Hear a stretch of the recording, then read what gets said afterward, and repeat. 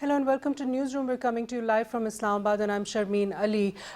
Most recently, after the US and the Taliban have made a peace deal, after which the intra-Afghan dialogue is due to begin, again we're seeing resumption in attacks by the Taliban. The Taliban spokesperson, Mr.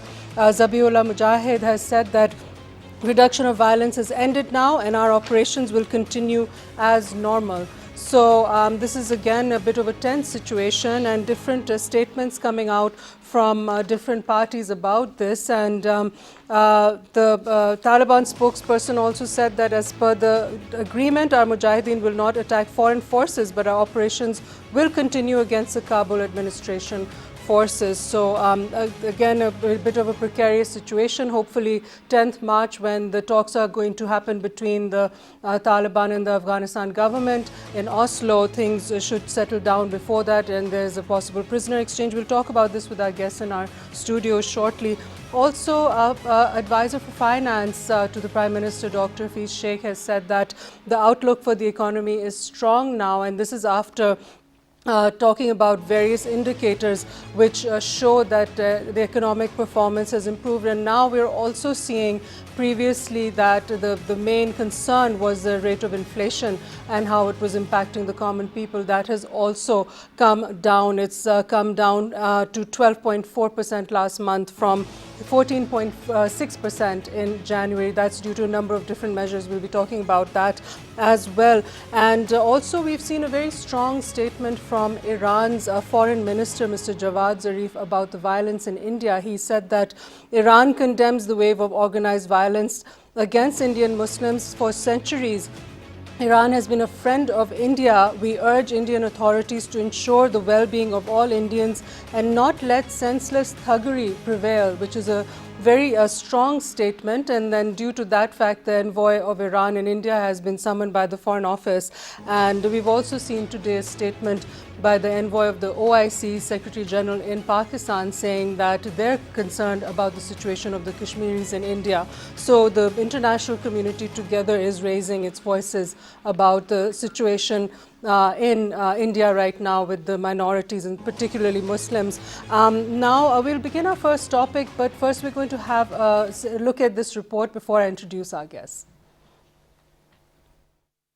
In Kabul, a deadly blast shattered a period of relative calm in Afghanistan on Monday. The Afghan Taliban have ordered its fighters to resume operations against the Afghan forces just 2 days after signing a deal with Washington aimed at ushering in peace. The partial truce between the US, the Afghan Taliban and the Afghan forces lasted for the week running up to the signing of the US-Taliban Accord in Doha. The Afghan Taliban say that they will honor the deal with the US. As per the US-Taliban agreement, our Mujahideen will not attack foreign forces, but our operations will continue against the Kabul administration forces. On the other hand, the Afghan President Ashraf Ghani has publicly rejected the timeline for a prisoner swap with the Taliban on Sunday, just a day after the United States signed a peace deal with the Afghan Taliban that proposed a March 10 deadline for an exchange of prisoners. The swap was intended as a confidence-building measure ahead of talks between the Taliban and the Afghan government. The Afghan president's statements are seen as a potential setback for the US peace process. They also underscore a point that many observers have long predicted,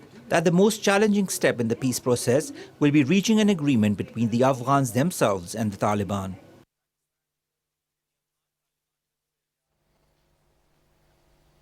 Right, so we've seen the situation with the Taliban in Afghanistan and the resumption of attacks. We've got online with us Mr. Michael Kugelman, who is the Senior Associate of the Wilson Center and Deputy Director of the Asia Program. Thank you, Mr. Kugelman, for joining us on PTV World. Thank you. It's good to be here with you. Right. Mr. Kugelman, I'd like to begin by asking that, okay, we saw that there was a reduction of violence prior to the peace deal, which was on Saturday, the signing of the Doha Accord, and that was for a week. It was extended over the weekend. However, now the Taliban have said that they're going to resume, the attacks on government military positions in Afghanistan. And this is something that the United States has also said that they would like the Taliban to maintain the reduction of violence ahead of the launch of the intra-Afghan talks, which are due in on 10th March. How is this going to affect the process going forward, in your opinion? Well, this is an indication of just how difficult it will be to launch this intra-Afghan dialogue. I mean, there was nothing stated in the U.S. Taliban deal that said that the Taliban would have to continue to reduce violence. So, contrary to what has been said in some commentary, the Taliban has not violated the U.S. Taliban deal. However, clearly it shows that it's going to be very difficult to launch an intra-Afghan dialogue if the Taliban is doing the very thing that both the United States and the Afghan government do not want it to do. But let's keep in mind here, the Taliban uses violence as leverage. It wants to use its violence to strengthen its bargaining position going into a potential intra-Afghan dialogue with the Afghan government. So I think this is one reason why we've seen the Taliban refuse to continue reducing violence. And okay, so this was a confidence builder. What are we expecting on the 10th of March now in Oslo? Do we expect that things will go forward? And is there going to be the United States involvement in that as well? Or is it going to be now a exclusively intra-Afghan sort of a interaction?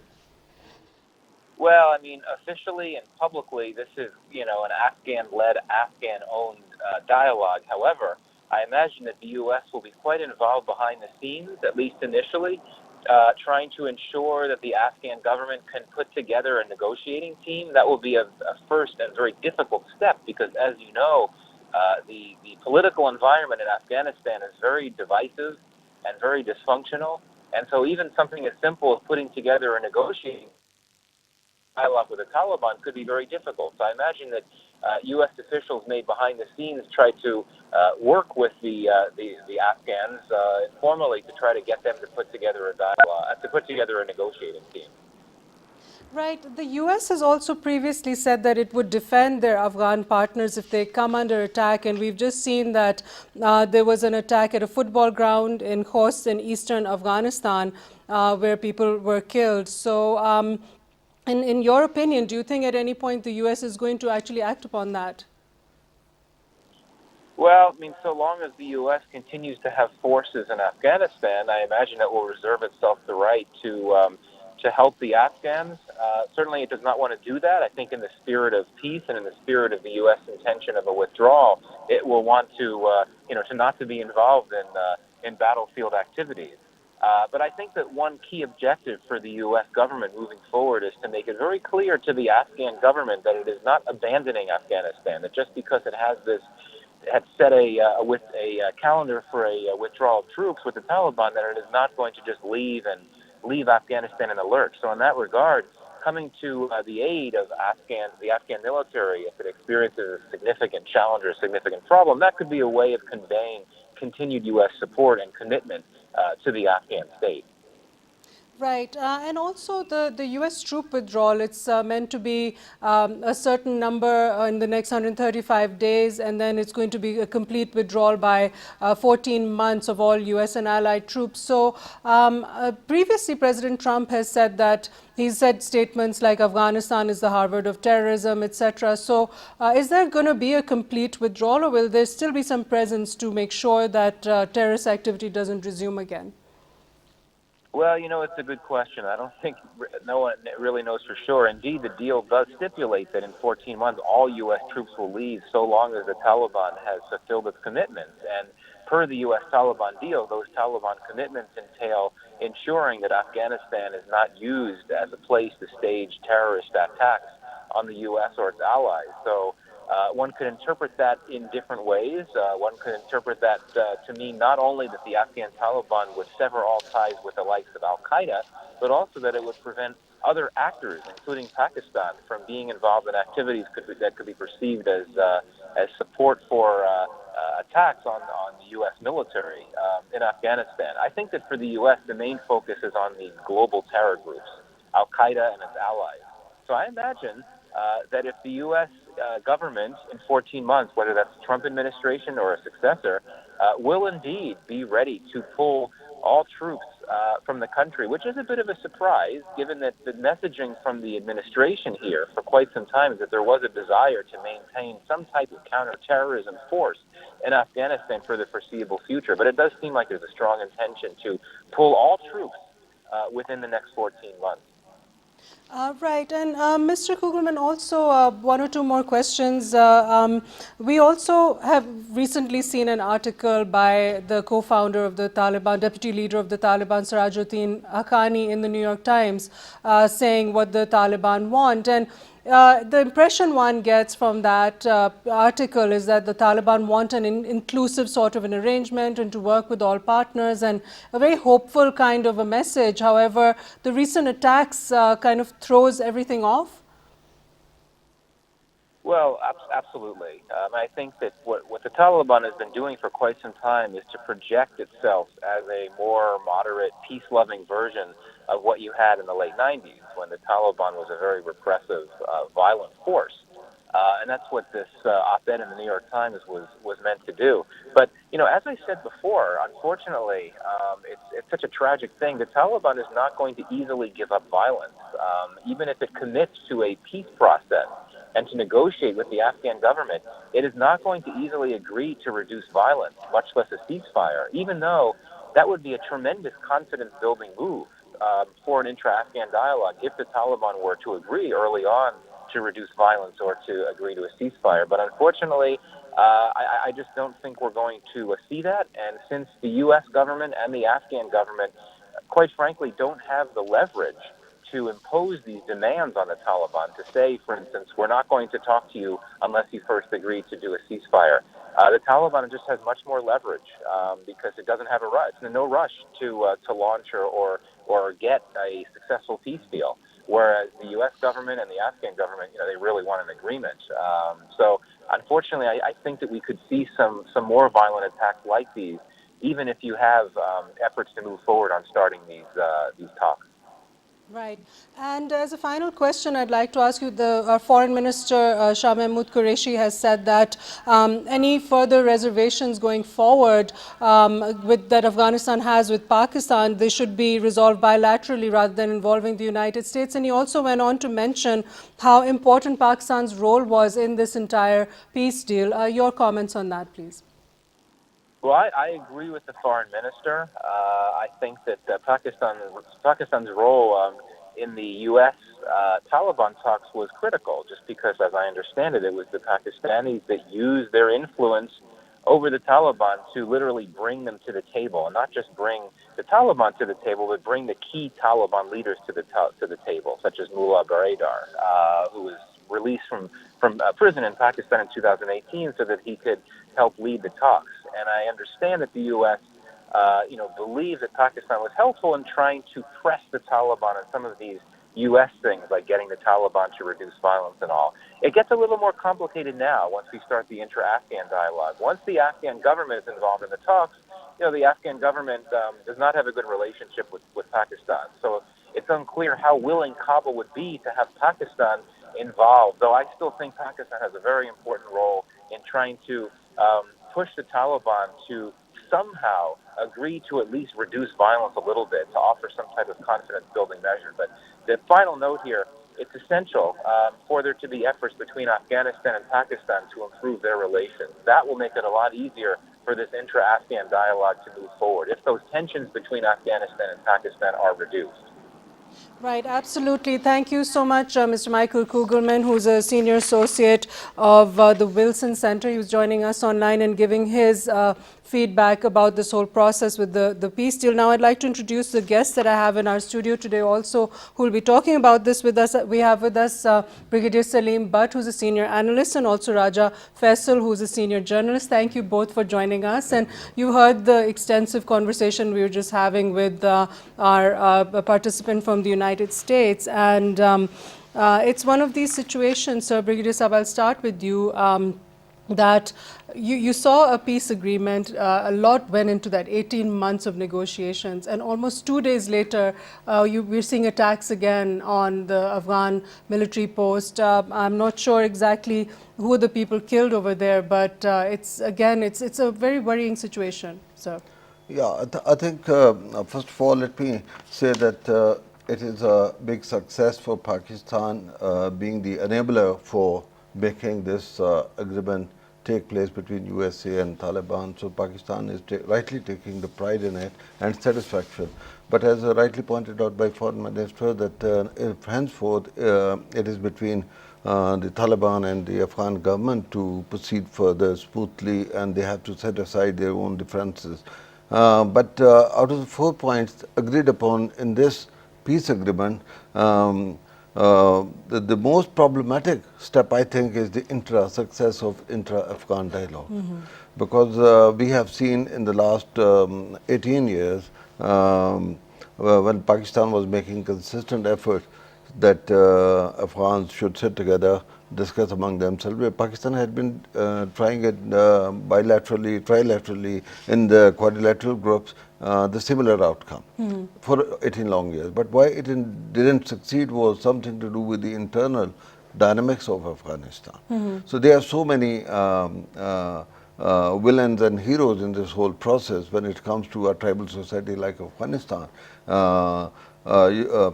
We got to remember that Taliban were thrown out of the government when US invaded Afghanistan in 2001 in the background of 9/11. So they were fighting for a cause that they had been removed from a government which they had got after defeating former Soviet Union. So they were really in a big power, whether the world liked them or not, but they were the rulers. But then we saw Hamid Karzai government being installed by the American and by the Western support, and then came the Ashraf Ghani government. So these are the governments which were never regarded as government by the Taliban. They always regarded them as puppets. So that is why they were not willing to talk to them, because they had nothing to offer back to Taliban. So whatever had to come back to Taliban in any negotiation had to come from indirectly from the USA. Right. So, and the Taliban, I mean, the President Ashraf Ghani also refrained from taking oath now as president, and Dr. Abdullah has also declared himself the winner, but due to the fact that this was one of the conditions for this peace deal, he actually refrained from doing so. You do see a little bit of give and take from both sides here and there. Raja Saab, in your opinion, how will they go forward now? Shameen, 10th of March, what is going to happen? Shameen, on 10th of March, the biggest thing they have to think about and the biggest worry they have is that they have skeletons in their closets in shape of Babrak Karmal, the way he was thrown out of the country, he had to leave. And then later on, Muhammad Najibullah. There are 2 precedents already for them post-Afghan Soviets when they withdrew from there. Of course, they wanted to grab the power, but they were not allowed to do it. From where? Taliban were a force, and it's a known force, and even today and throughout the war, US kept on bombing on Afghanistan, and US kept on fighting with Taliban, but still 70% of area of Afghanistan was under the control of Taliban, and everyone knew it. And I think it's an open secret that there were different cities in Afghanistan where US, if wanted to maneuver from one city to another city, in the middle, if there was a place that was held by the Taliban, they had to pay Taliban to get out of there. Right. So there are these sort of things they have to look into. And on 10th of March, I think the current regime of Afghanistan, they have to be cautious about it. I think this is the time that they have to accept the power of Taliban. They have to believe in it now, and they have to talk to them, and they need to accept it,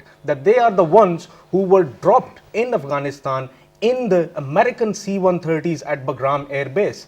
This is the fact, and they are sort of remains of US, so to talk about it. And as Michael Kugelman was just saying, they are the stronger party, the Taliban, and they control something like 51% of the territory in Afghanistan. In this process, Afghan peace process, if we differentiate in 2 phases, first phase, it was the biggest phase. that was US sitting with Taliban and Taliban accepting to sit with the US for Right. the peace process. That has been done, and now is the is the minor part. And I think US has to put its influence on the current regime. Why? Because they are the people who were in place by them. So to me, as they say, elephant has gone through, tail is left. Right. So there's still a lot of work ahead, and it's still an uncertain situation. But Brigadier Sahib, you're talking about Pakistan's role in all of this and Pakistan's relationship with Afghanistan.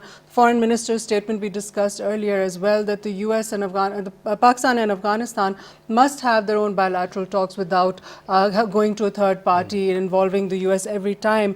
Now, the trust deficit that exists, that was because Kabul blames Pakistan for harboring Taliban leaders. Pakistan says that we deny those allegations naturally. And then Pakistan blames Afghanistan for giving anti-Pakistan militants refuge so that they can plot attacks against Pakistan. So all of these things, they are also going to have to be cleared up between these two countries going forward. Right. My friend said that this a minor phase, but it may be minor compared with the success that US and Taliban sitting together looks like. But I think the remaining phases and are very, very critical, very complicated. And you rightly said, when we say that US should be now kept out, it is the US desire. They would like to take the back seat and put the Taliban and the Afghan government in the forefront. And but we have to be equally cautious, like America, that we must not be appearing in the front seat at all. Otherwise, like always, Afghan government on any drop of a hat, they are going to blame Pakistan. However, so we must our avoid. foreign minister said that the US-Taliban agreement in Doha would never have happened if Pakistan had not convinced everyone that there was no military solution to the 18-year conflict. Exactly what you were saying earlier. And this has been our stance in 2002. And it's the success of the same stance that we are taking pride in. So all institutions, all people who had remained involved into this, all kudos goes to them, not only to the present Lord. I would Yes. like but to everybody. mention. Sure. I would like to mention something very important. In 2001, when it was a Bonn Conference 2001, where Lakhdar Brahimi, he categorically mentioned, he said that if Taliban are not present here, then I don't know why we're talking about peace. If Taliban are not here, because they are the biggest party. Absolutely. You And know, it seems and- after 4 decades of war, even the Taliban Yeah. are war weary now. Exactly. They would also like peace because, And- again, and sorry, go ahead. Talking about Shah Mahmood Qureshi's presser, he has mentioned another very important thing, that is about the spoilers. There are Yes. spoilers in Afghanistan That's very present important. at this time in shape of, intelligentsia, unfriendly towards Pakistan. Of course, they would be, trying to stage something in there. And Pakistan is cautious about it, and Pakistan has already delivered its message to Washington about it. Pakistan has concerns over it, and I think US needs to favor Pakistan in that as well. I think when we Right. talk about the spoilers, let's say call them the stakeholders. And some stakeholders are the positive ones who want to play a positive role, but of course for their respective national interests. But then there are the kind of stakeholders who act as spoiler, as Raja Saab is saying. For example, let's not mince words. India has squeezed Pakistan on multiple fronts using Afghanistan soil, and the nexus of the Afghan government, both government, the Hamid Karzai government and this government, and their establishment, their intelligence services, their military services with India is well known all over the world. So if we are not telling our own public, we are trying to hoodwink whom? Yes. The whole world understands that the yesteryears Northern Alliance today in the government, they are still playing in the hands of the Indians. So they will continue to spoil the whole show even now. Then we have the Iranian factors there, we have the ethnic factors there, we have the warlord, we have the Tribal, drug barons, right. we have the power brokers, we have other regional countries, starting from Turkey, all republics of Central Asia, China, Russia. Everybody had been having their respective proxies simultaneously. And Afghan have a very unique capability of serving at the same time. Rashid Dostum, I'll give you an example, would be one person, I think he's the only hero alive from the Yeah. Soviet war. Yeah. At one time, he was serving 10 different masters. So Afghan people have, this unique capability, and that is why this arena remains a battleground for the great game of the big powers. Now, if yesterday there were two big powers, say former Soviet Union and USA, today there is America, there is Russia, and there is China. And then they are very, very powerful players in the arena. One of them has been declared strategic partner by America, the China, to contest and contain China, and it is with respect to the domination of the sphere of influence and to contest and contain China with respect to the BRI and the CPAC. So they would never like it to succeed, because without peace in Afghanistan, the CPAC does not get implemented fully. And BRI gets a very big jolt, and it's a big jolt to economy of China, who have already invested 1.3 trillion US dollars involving 64 countries in the BRI. So when we have to see peace in Afghanistan and the spoiling efforts, we have to keep in mind what role henceforth the Soviets are going to, or the Russians are going to play, the Americans, the Chinese, the Iranians, the Pakistanis, or other countries. But for Pakistan, the bigger concern is the role of India, and I'm sure behind the scene, which is not spoken here, when we have enabled Taliban and America to sit on the table, this understanding should have been there, that while we are asking Taliban not to allow the use of Afghan soil to attack America or its allies, further expansion of this expression should be that the Taliban and the Afghan government and the next Afghan government should not allow the use of Afghan soil against Pakistan. So for Pakistan, this should be the cardinal aspect which should be built in any peace agreement. Right, absolutely. And sorry, Raja, you can add to that also. Now, after 40 years of war, now all the players that are in this, the people who are the stakeholders, I'd rather say, the Taliban, there's the government, there's civilians in Afghanistan who have, civil society has suffered immensely over 40 years. And then there's the USA, that's a stakeholder, there's Pakistan being a neighbor. Out of those, the Taliban said that, Taliban deputy leader said that, I'm convinced that the killing and maiming must stop, and after 4 decades of war, precious Afghan lives have been lost. Every day, everyone has lost someone. Everyone is tired of war. So a very sort of conciliatory stance, where it shows that the Taliban are also war weary. So is the Afghan government, so are the civilians. The USA, there's an election coming up. So any violence could potentially harm President Trump's re-election. So it would be in the US's favor that the violence stops as well, and Pakistan naturally as well. Yeah, true. But as earlier, Michael Kugelman, he was mentioning about that. Yes, Taliban has agreed for a ceasefire against the Americans, but when it comes to the local forces there, who they are being considered as their competitors, and of course they would not be stopping against them. Why? Because they have their war of prisoners. I mean, few of the Taliban, they've been they are war of prisoners of wars, and they are held by the current regime. And here I would like to mention something very important. We might be neglecting one factor, which in recent times has been very important factor for Afghanistan when it comes to the current regime. NDS, which was being prepared and which was being, having a feed from RAW, and at the same time they were jointly working with the CIA in Afghanistan. Of course, and NDS is, going to play a key role in coming days as well. And important thing is to mention is that previous head of NDS, Amrullah Saleh is a staunch critique of Pakistan. Whenever there is something that, a credit should be coming towards Pakistan, he is always criticizing Pakistan, and he literally hates Pakistan. And I think that factor Pakistan needs to look into it, and I'm sure it is being looked after by Americans as well, if they are serious enough to have peace post their withdrawal. Absolutely. Of course, the biggest question marks on the previous withdrawal of the Soviets were raised when peace could not be restored in Afghanistan, and this was the biggest worry.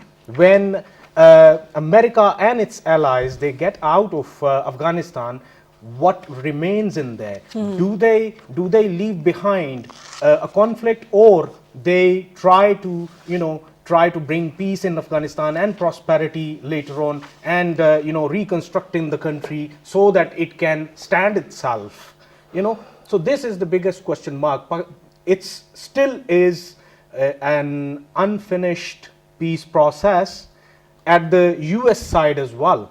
14 months, yes, they will be pulling out, and even after that they have to carry on supporting Afghanistan to rebuild itself. Until it's rebuilt, of course, the problems would remain.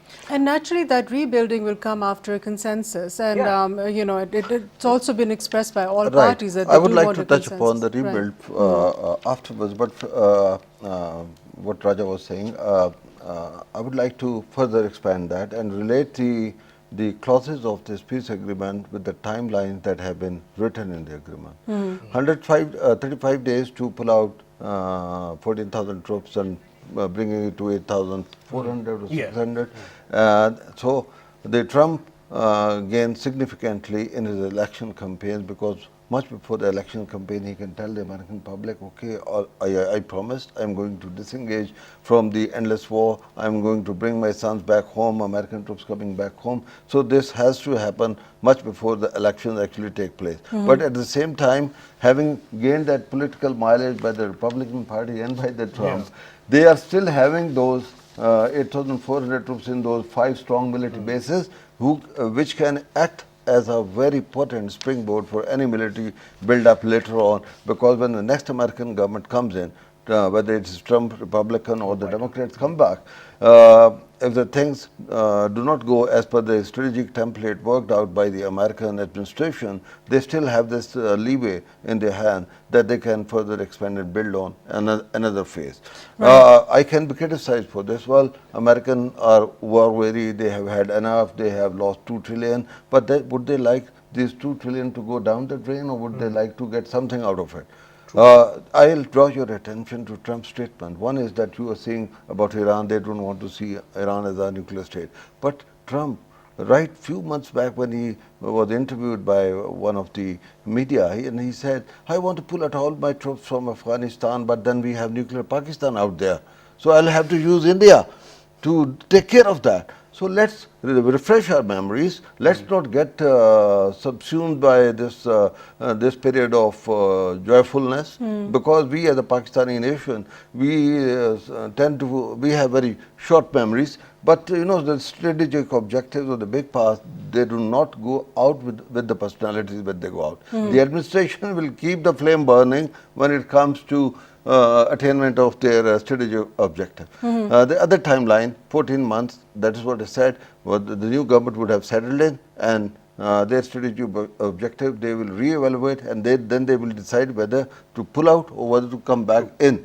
Then a lot depends on the success or the failure of the subsequent 3 steps enumerated in this piece. The most important, as Raja was saying, the swap over of 5,000 Taliban prisoners with the government, and then 1,000 prisoners of that should happen in the next couple of days. And they said by 10th March. Yeah. I think I would take it as the biggest miracle ever happened on it's 1 planet week Earth away, if they can follow this timeline. Right. Because the right on this very point, they are going to fight. Taliban already attacked 3 posts yesterday and today, and it's going to catch up. The American will have to jump into the arena to make sure it doesn't happen. Pakistan will have to use their good offices, and other stakeholders in the arena will have to. But the spoilers, they are going to throw more oil into this fire and make sure that right on this very sticky point, the peace process is held hostage. So that is why we have to be very careful. So when Shah Mahmood Qureshi says that henceforth we should not go back to America, we will have to keep the American involved throughout. Course, naturally. And instead of America, we should not replace America in this process. America, China, Russia, and other stakeholders must remain engaged through the complete process. Otherwise, I don't see this process happening very smoothly. Successful, right. Now, in another very concerning situation, which is the case of New Delhi and the extreme mob violence that's going on over there, particularly against Muslims, we are seeing the concern of many different people, and particularly the Irani foreign minister gave a tweet yesterday saying that Iran condemns the wave of organized violence against Indian Muslims, and for centuries Iran has been a friend of India. We urge Indian authorities to ensure the well-being of all Indians and not let senseless thuggery prevail. A very strong statement by the Iran foreign minister. So, Raja Saab, now I'll come to you and ask you about this, because then obviously there was a reaction by the Indian authorities. They summoned the Irani envoy. We also saw today the OIC envoy here in Pakistan make a statement about their concern about Kashmir. So international voices speaking up about Kashmir, ones that we haven't heard from previously, which is a good positive step. You know, here I must appreciate and hail the stance of Imran Khan, our Prime Minister. He, throughout his tenure, he has been, talking about it, and he has given a very tough time to India. Which India? The India that was claiming that we will alienate Pakistan. And look at this now. Didn't work, I mean, right. they are getting alienated throughout the world. I mean, everyone is talking against them. Talking about Iran, Iran is a country which is considered as a very close country to India. I mean, Chabahar is one of the examples, and there are several other examples. Iran is considered more closer to India than Pakistan, and this sort of statement coming out from Iran, this is a big blow to diplomatic policy or diplomacy It was of unexpected, India. right. It was highly unexpected, and I think it has taken days as well. I mean, 6 days, after 6 days, this kind of statement coming out of Iran, it's something to be worried about, seriously worried about for India. They are losing friends everywhere. They are losing friends in Europe. They are losing friends in Americas. They are losing friends in Asia. Everywhere they're losing their friends, and I think it's time for India to save themselves. They are creating a mess out there, and somebody needs to intervene.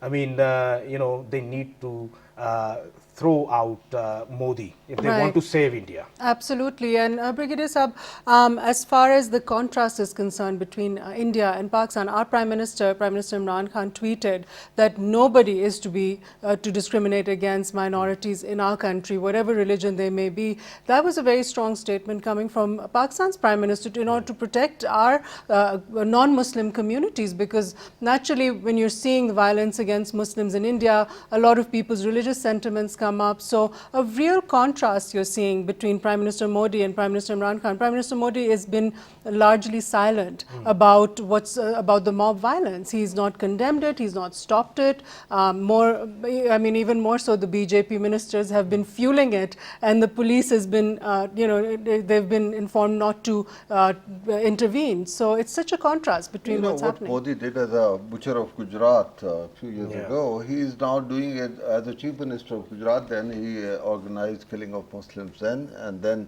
building upon the same sentiment, far-right extremist Nazi Hindu mantra that he picked up from RSS and then expanded, and he galvanized a lot of public support, became Prime Minister, and now second time. So Modi has been able to hoodwink America and the West, but he has a bloody face, and I think we should give him a lot of credit that he has been able to do for us in India what we could never do. So he's the biggest enemy of India. Causing so India it to would be split good up. for me that he stays as a Prime Minister. He's not removed as a Sir. I think I would love to see him as a Prime Minister, so that India gets imploded, India gets exploded. India has survived, these 72 years of tyranny in occupied Kashmir, and they had been hiding it from the eyes of the world very effectively. But now, how could they do it? The whole world media, the BBC, CNN, Al Jazeera, they are showing the ugliest face of India now. Their Hindu extremism.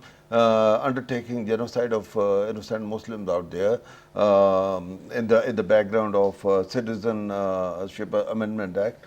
Previously, it was just repealing of Article 370, 35A applicable to Kashmir only. Now it is whole of India. They want to wipe out the Muslims from there. So Shashi Tharoor, who's a very prominent Congress leader, he said that Qaeda Muhammad Ali Jinnah's the narrative of true nation theory stand vindicated, and he's winning. His stand gets vindicated after 72 years. So it's a warning sign to those sympathizers of Aman Ki Aisha and those kind of brands that we have in Pakistan. that they should open their eyes. The fascist Hinduism, the ugliest face, they are mimicking whom? The Israelis. What they are doing in Gaza or West Bank, the Israelis are doing, Indians are doing now all over India. So it is not And India, it's- it is effectively Hindustan, and they say it is only for the Hindus. Let me also remind you that Sushma Swaraj, late, who died when she was foreign minister, I heard her number of times talking to her own media, talking to her own crowd and saying, well, the Muslims are not our enemies. The Pakistanis are our brothers. We want to hug them and convert them back into Hindus. They have, you know, this is their state of mind. Right. So when we talk about India or about the Indian, the extremist Indian, they are good people also. So let us keep them. Absolutely. Right? That's so what I there are a wanted to lot add, of sane right. voices, and those sane voices we are hearing from the Congress side at the moment. But I am sure within India, there would be a lot of senior voices who will join hand and effort with the international community to further expose. When coming to the statements that you mentioned, the OIC secretary visiting Pakistan, Mahathir Mohamad giving a very strong statement, now Iranian foreign minister, and above all, the Turkish prime minister, the president, giving very, very strong statement. But these statements have to convert into tangible actions. In every country, India has a lot of diaspora on a very, very important places, right? So if the Muslims are being subjected to genocide, why can't they expel them from Right. their respective countries? Right. India has very big economic stakes all over Muslim world. So why can't we do something tangible to hurt the Indian economy? Right, Iran can do that. So The Malaysia absolutely, has done that, tangible palm steps oil. need to be taken. Rajat, have any final message that you would like to give also? We don't know the exact number there. There was 46 or so yesterday, the number of people who've been killed. Very, very sad images coming out of New Delhi. They're extremely very, very disturbing. And we're also, like Brigadier Saab said, not all Indians are like that. This is the RSS and their hate speech inciting violence, and the BJP mobs who are a political arm of the RSS. A lot of Hindus and Sikhs have helped Muslims who are having their houses and shops and mosques burned. They've helped them escape also. A lot of Muslims are migrating from New Delhi to their villages where it's safer for them. So your thoughts on this, that where will this lead, and is there any respite for the Muslims in India right now? I think Modi's fate would be similar to Hitler's fate. Whatever Hitler saw, he would be, getting the same thing. Here I would like to mention, as you know, that I do appear on Indian channels as well. So I have very good Indian journalist friends, and I was told the numbers which are being floated on the media, they are not the right numbers. There's many more than what's being officially given. There are many more, because there were buildings and buildings, they were toshed, and how many people got burnt inside, nobody knows. Still they are trying to hide it. And at the same time, he mentioned that there are few good people within Hindus as well. We need to understand, we need to differentiate Hinduism from Hindutva. Right. It's Hindutva which is problem for everyone. Hinduism is just another religion. We have respect for them. I mean, if they respect us, we respect them. It is Yeah, RSS let's ideology hope that- that RSS ideology is the main thing which it's we the need to deal with. disruptive and violent Exactly. element that's causing all of this. That brings us to the end of this segment and the program. Thank you so much, Brigadier Salim Bhatt and Raja Faisal. Hopefully, saner voices will prevail in New Delhi and in India, and bring an end to this violence, this communal violence that we saw earlier with the Gujarat riots, and then before that at the partition of India and Pakistan. A very disturbing scene which we never hope to ever see, but we're seeing right now. And again, may saner voices prevail. That's all for our program today. Thank you for watching Newsroom, and we'll see you next time.